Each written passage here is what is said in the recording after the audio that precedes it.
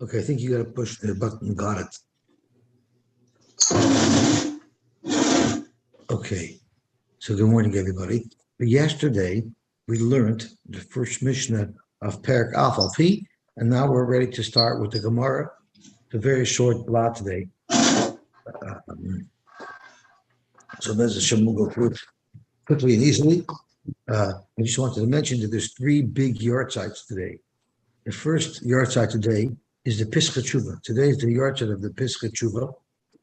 Most of the things we know la halacha is from the Pesach Tshuva. He shared with us all the interesting Pesach halacha from all the Tshuva's farm. We relied on it heavily. We learned here today.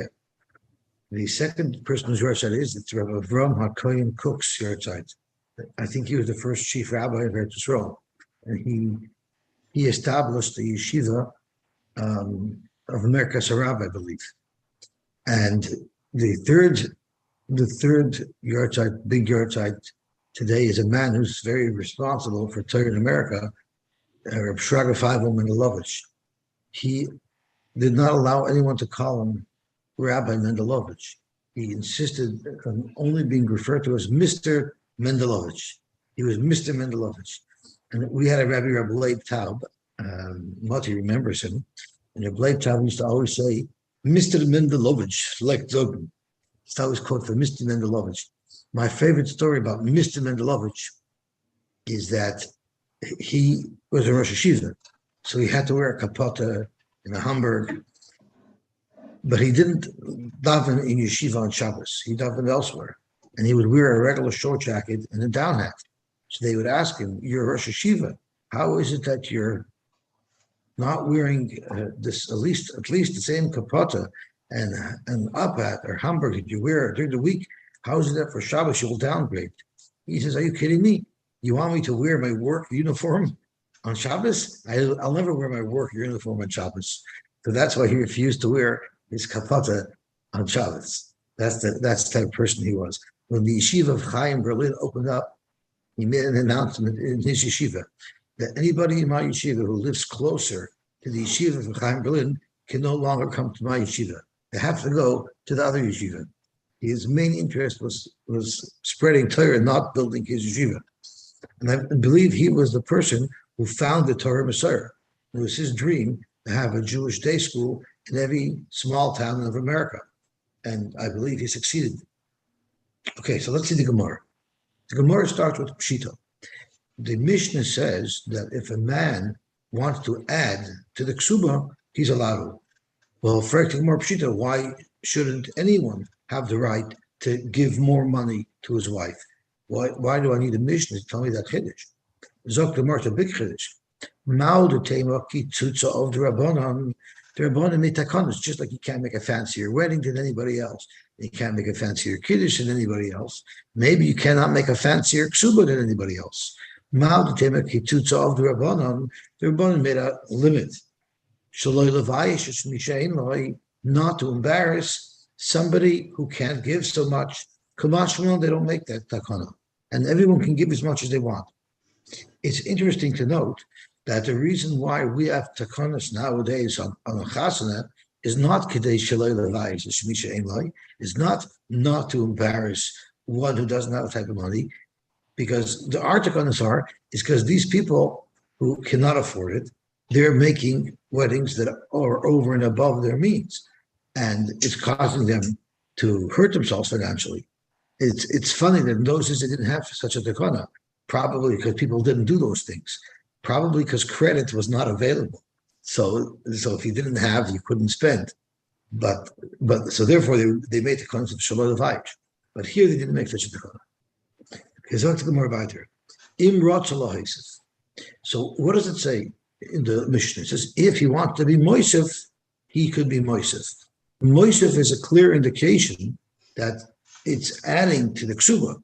It's not a separate gift. It becomes part of the ksuba. Zok the Hale of the Gemara. It doesn't say if he wants to write a new star. It says he's adding el rotz. So this seems to indicate that whatever you add to the ksuba is now part of the ksuba. Messiah This is proof to Rabbi Evo's Svara, Amar Rabbi Yanai, who said it in the name of Rabbi Yanai. The Amar Rabbi Evo, Amar Rabbi Yanai, Tanai Ksuba Ksuba Domi. All of the add-ons to the Ksuba have the same status as the Ksuba. L'may nafkamina, if it's just an independent chiyuv, or if it's a chiyuv that falls under the umbrella of Ksuba, nafkamina, there's a whole list of nafkaminas. L'moicheres.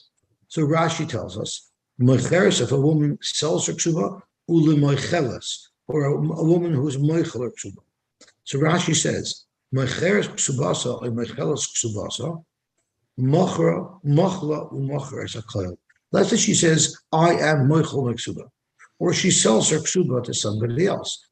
Does that also include the Tosfos Ksuba? Does it also include the extra $100 that her husband promised her?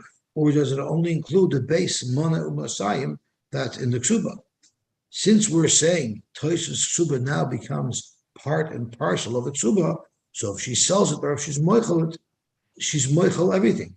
Rashi continues, Levisha koil kari Ksuba. All of the Ksuba is considered Ksuba, not just the base of manu masayim, but also any extra that her husband added to it. You don't say the only part of the Ksuba is the base Ksuba, not any of the extras. Okay, l'maredes. Rashi tells us, maredes the tam b'pirkin, hamaredes albayla, a woman who refuses to have relations with her husband. Every month that she refuses to have relations with her husband, they reduce her Ksuba by a certain amount. Ad mosai hu poiches, until when you continue taking off month by month. Ad keneged Ksubasa. Every month she loses X dollars from her Ksuba until there's nothing left. And once there's nothing left, he can give her a divorce. So at what point can he give her a divorce? So Rashi, you don't say that once he deducts the manu masayim, he gives her a divorce. You continue to reduce her Ksuba even to Tosfos. So A is her Tosfos is subject to be cut off due to her being Meredith, and once that's cut off, he gives her a get, and of course he doesn't have to give her a Ksuba. Ulepagemes. What is a pagemes? Rashi says a pagemes is a woman who agreed that part of her Ksuba had been prepaid. Let's see Rashi. Prepare a kaisef. Again, we're going to learn this later. Tanan, hapagemes ksubasa leisifer ela b'shuba. Once her Ksuba has a blemish, and we'll see what that is, if she wants to collect the rest of her Ksuba, she has to swear that she didn't get any money yet from it. In Pagma Tosfos Nami, Sha'amra L'Shem Peroyin HaTosfos his Kabalti dinner. Let's say she said, out of this Ksuba, I received already partial payment from my husband or ex-husband for this Ksuba. So then she has to swear in order to collect the rest of the Ksuba, because then already we don't know how much she was already paid and how much not. So whatever she claims she still needs to get paid, she has to swear about. So Rashi,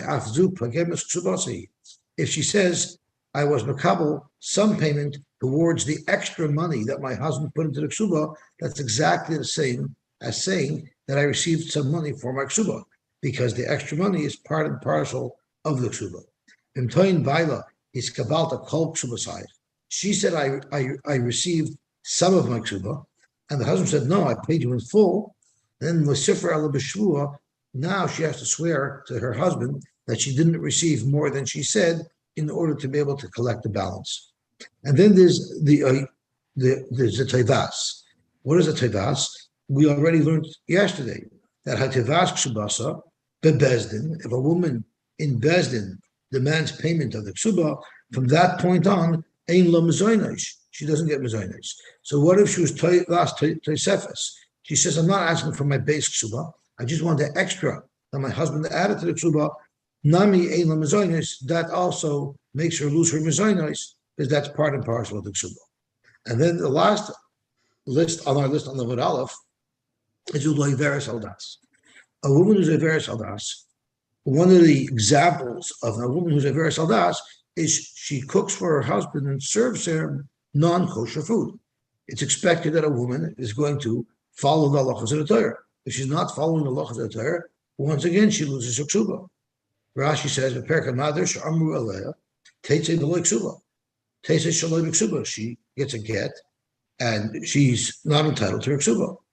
So loitev ksuba sumana masayim aval tesefes matana ba'almahi and loyevsida. Don't say that she's still entitled to the tesefes ksuba. Rather, she loses everything if she is on the veris aldas. Okay, I'm going to turn the daf over.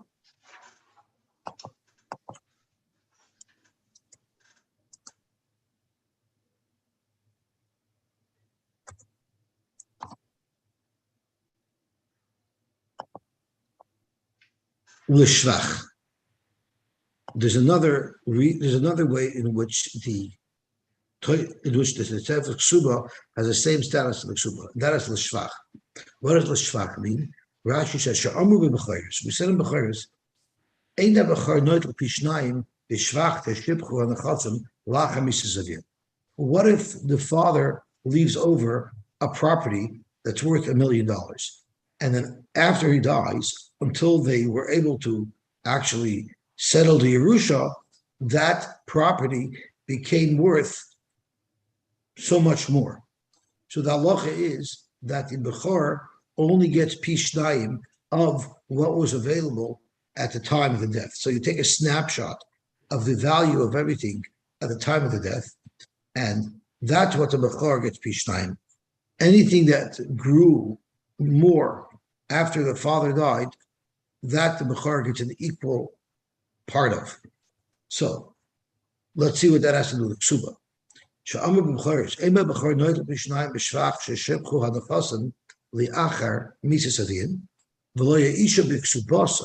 woman doesn't get to collect from Ksuba. We know that if there are no assets, the woman can collect from even karkois that are mishubadim.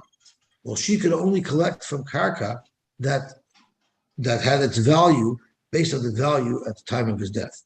She's not able to take from shvach that improved after her husband dies. So it limits the available assets for her to cash in her ksuba. L'shvua. So l'shvua is similar to what we said before when she has to swear to get her ksuba. So we had one example earlier of pagemis. If she admits that she even got one bit of the ksuba, she has to swear to be able to collect whatever she claims is still owing to her. But there are other reasons why a woman would also have to swear to get her ksuba. So let's see Rashi. Anything she would have to swear for her ksuba. What if her husband is not around? He's been sayom, and she's collecting. There she has to swear that she didn't get paid. She didn't get paid out already. Because there's no one to make a claim that she did get paid, just in case she did. So therefore we make her swear. Or ve'erechad me'ida she perua. What if we have an eirechad who said that it was paid off? So then she has to swear in order to be able to collect the ksuba. Or if she's ever collecting and seizing property that her husband sold, she automatically has to swear that she never got paid off yet. Or minichsi Simon, if she's collecting from dichsi Simon, she has to swear that she didn't get paid. The time of Perikakosef, the boy is shvua. So when she's taking from the metalton of Yisraelim, she'd have to make a shvua. In fact, Rashi, even though this list includes pagemes as well, we still have to list off pagemes as an independent item for which the Tosefes is also considered part of the ksuba. The pagemes Tosefes mahanya lashbia kepagemes ksuba. To tell you that if she said I got part of the Tosefes, that will also trigger a shvua. Okay, ulashvius, and for shmita. What does that mean? So Rashi says she'ein shvius meshametes ksuba kishar stars. Anyone who owes you money, even if there's a star chayv for it, shmita wipes it out. But shmita does not wipe out the chiyuv to pay ksuba. Ela became pug b'vazak. So therefore, v'toysus nami lo mishamet. Even if a shmita passes, she's still entitled to collect her entire ksuba and the entire tosefes. Okay? The next item is ula koisev kol nechasav levanav. What if someone writes over, before he dies, he writes over all of his nechasim to his son? V'chosam le'ishtoi karka kol shalom. And he designated a small piece of property for her ksuba, which was not adequate to collect her whole ksuba from. So the halach is of the ksubasa. She loses her ksuba, and she also loses twice his ksubasa. So that's another way where the Toisus Ksuba is just like the Ksuba. And then the last thing is, I'm sorry, not the last thing. Another item is the Ligvois Minakarka when Ziburis. Where does a woman collect the Ksuba from? She only collects it from available karka. And what type of karka does she collect it from? The worst type. There's three classes of karka. There's average, meaning beinus. There's idis, which means prime property.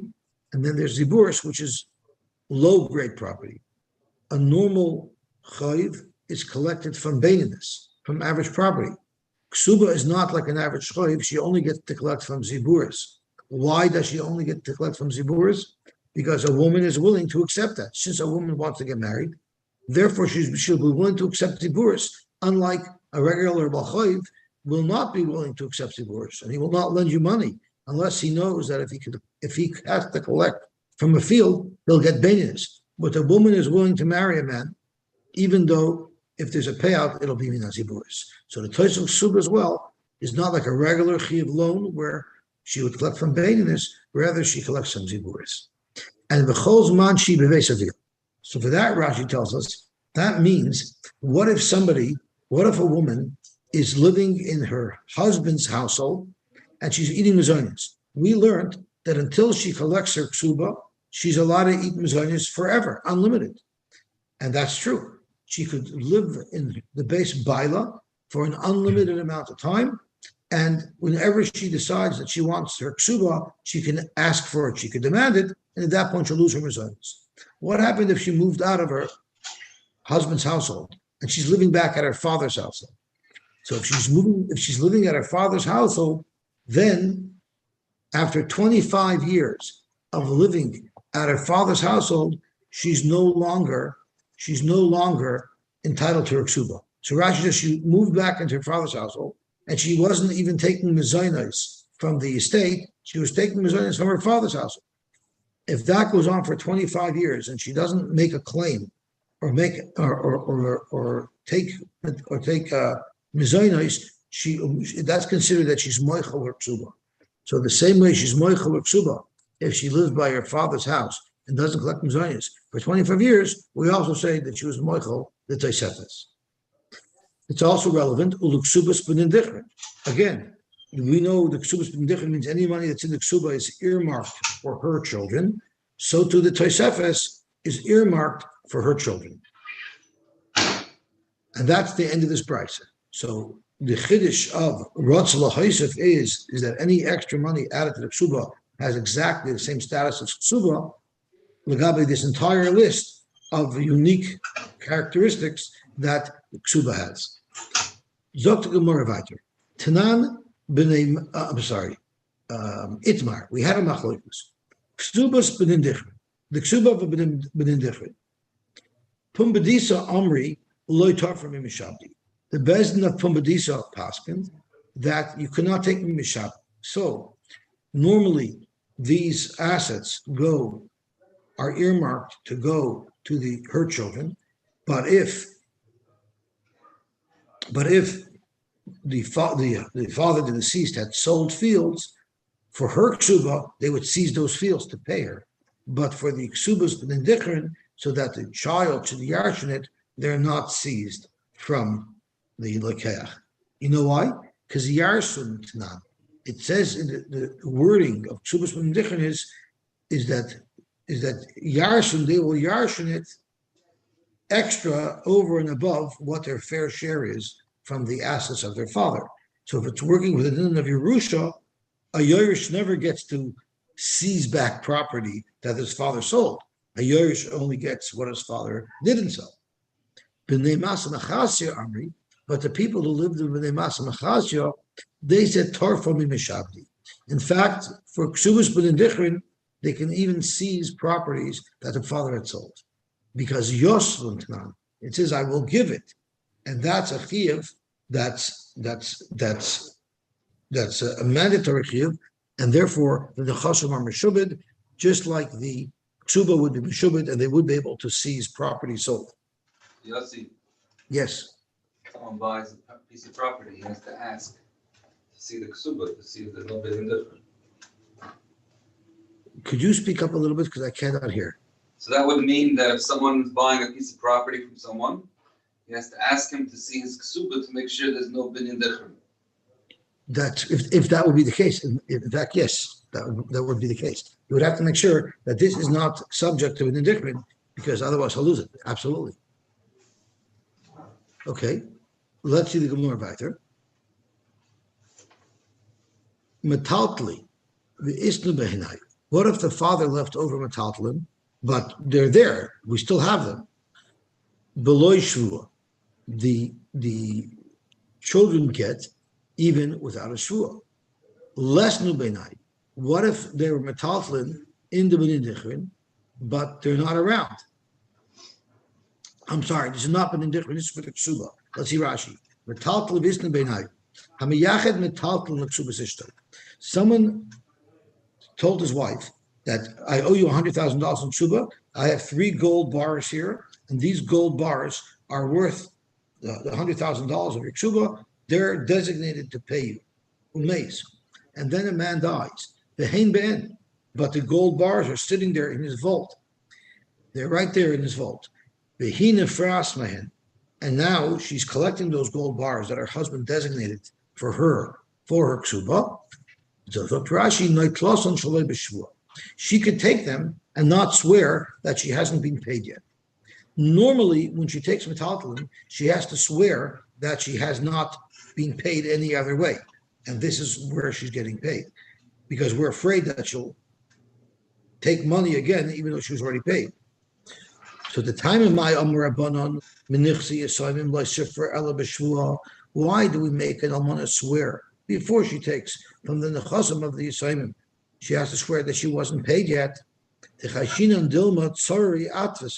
We're afraid that before her husband died, her husband gave her cash, gave her metaltalin, and said, here's your ksuba. So we're afraid that she had already been paid.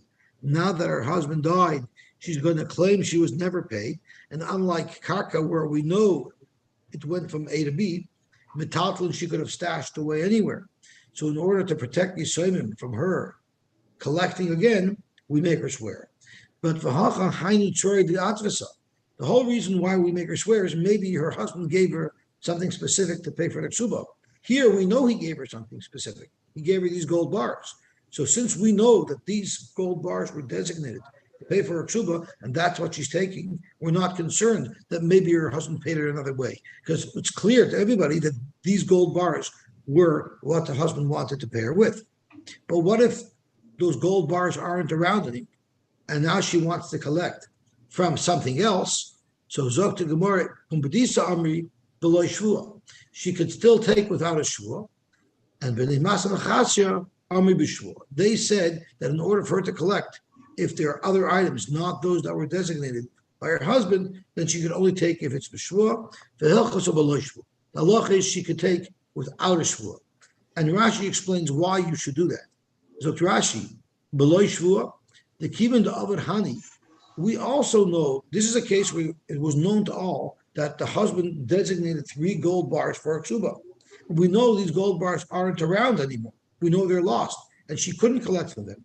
So therefore, the chivan to avad hani, we're not concerned that maybe they were missing, and therefore the husband gave her something else. Because once he designated those gold bars to her ksuba, we're no longer choshid that she took something else. And therefore, all of the assets of a person are backing up the ksuba, and therefore, for the first from that she can collect some karka, and she doesn't have to swear that she has not yet received payment. Okay, let's see the next case. The next case was Yichad la'ara ba'arba mitzvah. He said this piece of property is the property that's going to pay for your ksuba, and let me give you all of its 4 boundaries. So it's precise which karka you're getting. Then below shvua, she can collect that without swearing. But the chad mitzvah, what if he only said one border of the field? So he's not really clarifying precisely what he's giving her. Therefore, from Medisa Amari below shvua, that's still enough of a designation. She can take it without a shvua. And the people of Bnei Masa Machasya said that she has to swear before she can collect that. The hilchos of below shvua, and we paskin that she would be able to collect that even without a shvua. Rashi says that normally the only time you can take without a shvua is if it's clear that her husband designated this to her. But since the husband didn't designate it properly because he only gave one border, that's not something that he really meant to designate for her. He was just trying to be nice to her and show her that he took it seriously. He takes her Kesubos seriously. That's one shot. That's how Rashi seems to say, but other Rishonim learn that if he didn't designate anything, because one border of a field doesn't really tell you much at all. He's up to Gemara weiter. Now we've been quoting different disagreements between the Bnei Masa Machasya and Pumbedisa.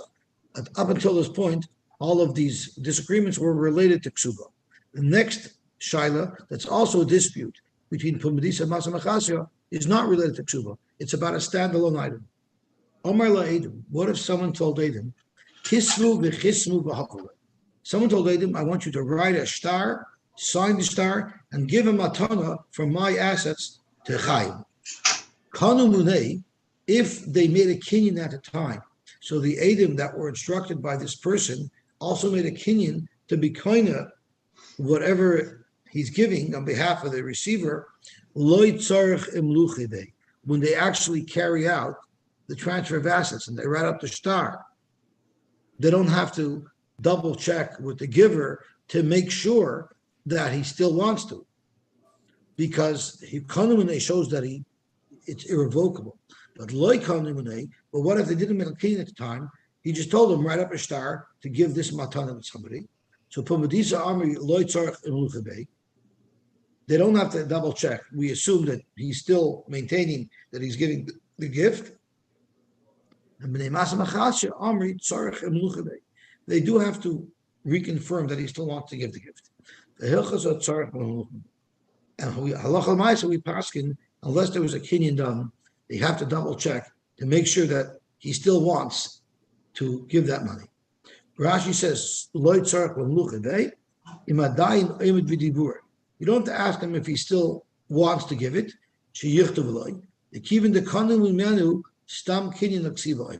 Once he made a kinyan, it shows that he wants to do it. You don't have to ask him again. However, if he didn't make the kinyan, we pass on the hilchasa tzarech emluchedei. Okay, so to more about Rabbi Elazar ben Azariah. We had a machlokes in our Mishnah. What if this marriage never makes it to the Nisuin? What if it never makes it to the Nisuin? He dies before the Nisuin, or he divorces her before the Nisuin. Is he being mechayiv himself to Tosfos Ksuba? So Rabbi Elazar ben Azariah said that he's only has to give the Manu Masayim. He doesn't have to give the Tosfos Ksuba, because we know his intent with the Tosfos Ksuba was only if he was going to take her in. Well, it doesn't say that. He didn't write that. I'm giving this to you. I'm not to take you in. He just wrote it. So maybe he's giving it to her even if he's not going to take her in. How do you know? It doesn't say that in the document. So Itmar Rav Rab Nosson. Chadamar Alochak Rabbi Elazar ben Azariah. The Chadamar Ein Alochak Rabbi Elazar ben Azariah. It's a machlokes. Do we pass on like Rabbi Elazar ben Azariah that we could rely on this assessment that we know, even though he didn't express this, but we assume that no one wants to give away his money unless she's becoming his Nesua. So this whole concept that you could rely on the umdana, you can rely on our assessment of what a person would think and actually limit his matana based on what we assume he thinks, even though he didn't articulate it, that is a machlokes. Let's say that it's Rab Nosson and not Rav who passes like Rabbi Elazar ben Azariah. Because we found in a different place where Rab Nosson does rely on an umdana. when you know what someone's thinking, even though he didn't articulate it, we will still limit his maisa to what we assume he was thinking. Where do we see Rab Nosson holds of such a shita? Tomer Rab Nosson halacha ki Rab Shimon Shazuri b'mesukin. The halacha is like Rab Shimon Shazuri by mesukin, and by other halachas as well that we'll get to on Amud Beis. But the only part of Rab Shimon Shazuri's halacha that's relevant to us, that's referring to umdana, is mesukin. What is a mesukin? A mesukin is somebody who's about to die, or a mesukin is somebody who's being taken away, and he doesn't want his wife to be an aguna. So let's have a look at Rashi explains the case. But first, I just want to look at Rashi Basar Umdana. Basar Umdana, Oimer Adas. We make an assessment of what someone's thinking. Even though it wasn't articulated clearly. Nevertheless, Oimdin Bezdin assesses, and they say, Stam Inish Lahachi. This is what a person would have been thinking. He's not just going to write a freebie out to give her a gift, only because he plans on taking her in. What if somebody is leaving on a trip and he's afraid that if something happens to him, his wife should be in a guna? And he says, write a get. He tells Shluchim, write a get for my wife. But it didn't say, Tanu, give it to her. Afapi, Tanu, even though he didn't say give it, you still write it and give it, because that's what he meant, even though he didn't say that. Why didn't he say it? The machas tirdosai, shu bol al nafshoi, lo hispik ligmar dvarav. He was being taken away, and he was in a panic, and therefore, of course, he wants his wife to get a get, but he was a little stressed and busy at the time, so he might have forgotten to say the word tnu. But umikar lichasvai utnu niskaven. When he said kisu get lishti, of course he meant to give it to her. So based on this umdana, we're actually going to say that the get is a good get. Even someone who's about to die, it says kisu get lishti, we also make that umdana and we say he means give it, even though he didn't say give it. So here you have a raya behind umdan daita. You see, you follow the umdana of what we assess he was thinking. Even though he only said the word kisnu, of course his intent was sheyitnu. Since he's dying, he's not trying to play games with her and tease her with a get. Of course, he's planning to give her that get. So that's the umdana. We know he wants it given, even though he didn't say it, and therefore we'll say she's a free woman. It's a deraisa. So you see, Reb Nosson believes in umdana. Rabbi Elazar Bar Shimon in our Gemara believes in umdana as well, because he says that husband definitely did not intend to give her this gift unless it would lead to a bia, and therefore, if she dies before Nesuin, there's no chiyuv for the Tosefes Ksuba. That is the Gemara's raya about Reb Nosson holding of umdana. Okay, let's see what else Reb Nosson paskened like Reb Shimon Shazuri for. So we're going to turn the blot over.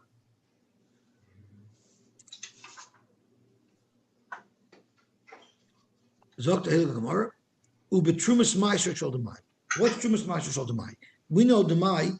There's a chumrah. Really, we assume that if you buy produce from an am oretz, we assume that the am oretz took off trumas and ma'asers. But there's an extra chumrah to require that you take ma'aser off of the truma, off of the produce that you buy from an am oretz. Okay, so you take the ma'aser off, but you don't have to give it to the lady because it's a suffix, and Meiser Yisrael is a lot of. So he has the Meiser there. Now we know that whenever Meiser is separated, the Levi has to take some of that Meiser and give it to the Kohen. That's referred to as Trumas Meiser, and that has all the Kedusha of Truma, meaning a Yisrael, a Zor may not eat it. So what happened if this fellow bought a big parcel of Demai from an Amaretz, and as per Halacha of Chazal, he separated Meiser from it, and then he separated the Trumas Meiser from it, which he was going to give to the Kohen. And by mistake, he dropped it back into the pile of Meiser. So now it's all going to be usher because you need 100 to 1 in order to be mevatel the Truma, and he doesn't have it. So what does he do now? Does he have to give the entire bunch to a Kohen? Or does he have to sell it to a Kohen for the value of Truma? or is there an eitzah for him? So the halacha is by Trumas Ma'aser of Demai, we will ask the Amaretz will go to the person who he bought it from, and we'll ask him. Were you actually mafresh the Trumas and Ma'aseres from this that you sold him? And if he says yes, you believe him. So that is the chiddush of Reb Shimon Shazuri there. Reb Nosson Passes like that you will trust the Amaretz. You will trust the Amaretz for telling us, since we're in a pinch over here, because this miser is going to be usher, and there'll be a big loss to the person who bought this produce. And Amaretz, we trust the fellow. It's not umdana. This has nothing to do with umdana. We just think Reb Nosson Passes like Reb Shimon Shazuri by the case of Tulu Get, that's umdana. And Reb Nosson also passes like Reb Shimon Shazuri by Trumas Meiser. But that's not a proof of umdana. That's just what Reb Nosson said. So now let's get back to our subject. We said that it's Reb Nosson who holds like Reb Elazar B'Shimon, who holds that you go basar umdana, and therefore he doesn't have to pay the ksuba if the marriage ended before Nisuin. And Rav disagrees. Rav doesn't go basar umdana. So therefore Rav disagrees with Reb Elazar B'Shimon. Is that true? For Rav also basar umdana? You think, yes, you've proven that Rav Nosson holds of umdana, but I'll show you that Rav also holds of umdana. But Itma we learned, matna shchiv merah shekosav b'kinyan. Now normally, a matna shchiv merah means a guy's about to die, and he just says, give this property, give this asset to so-and-so.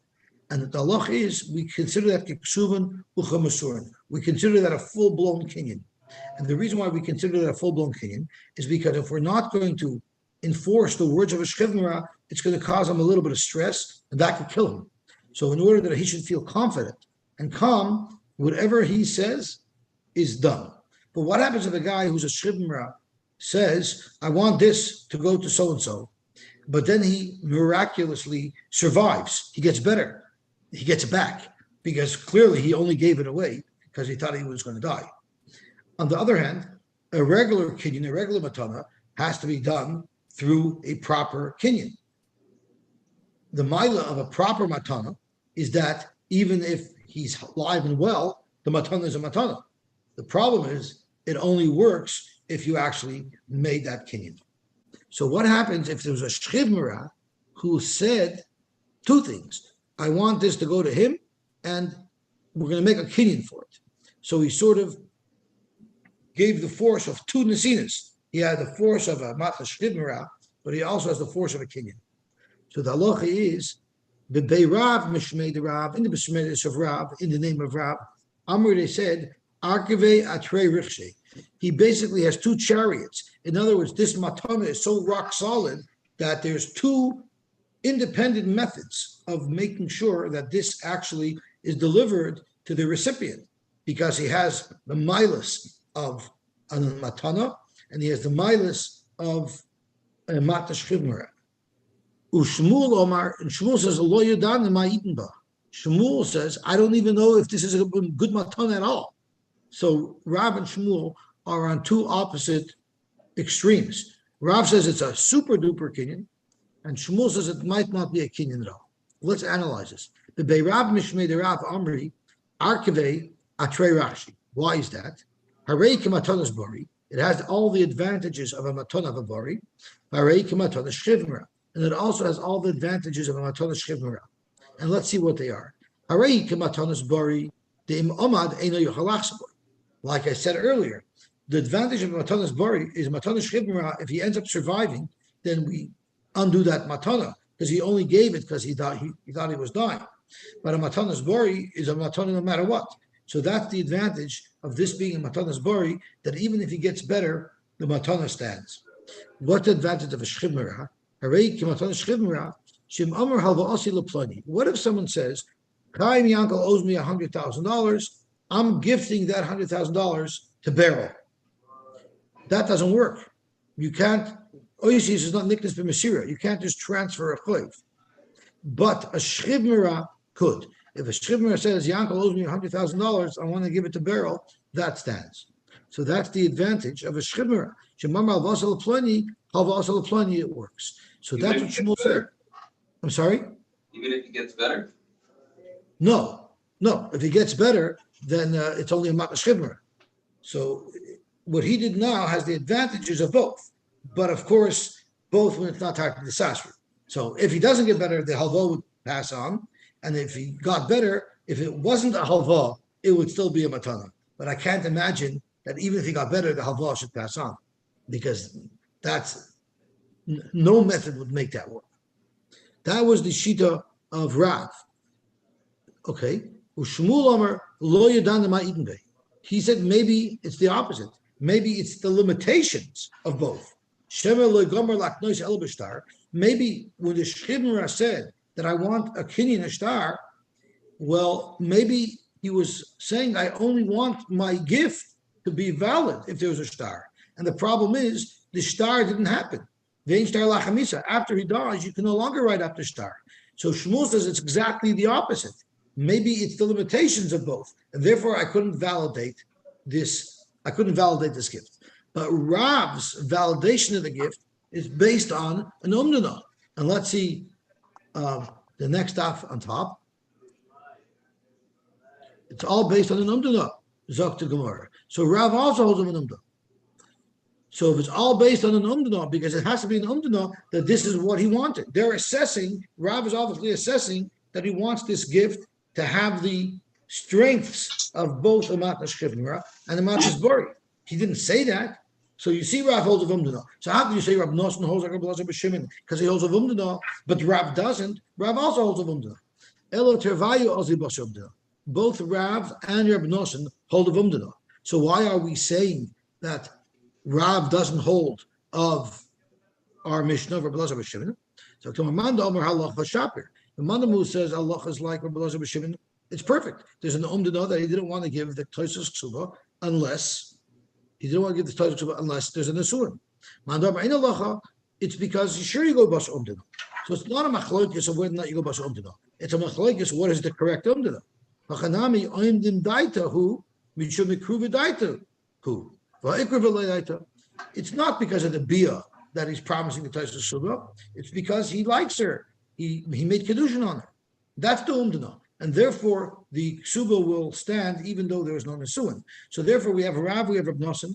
All we know about them is they each hold of umdana. But we don't know which of the two hold like Rabbi Elazar b'Shimon. Why? Because there's two ways to look at the umdana. Either the umdana is that he wanted to give the gift, or the umdana is that he didn't want to give the gift before the nesuin.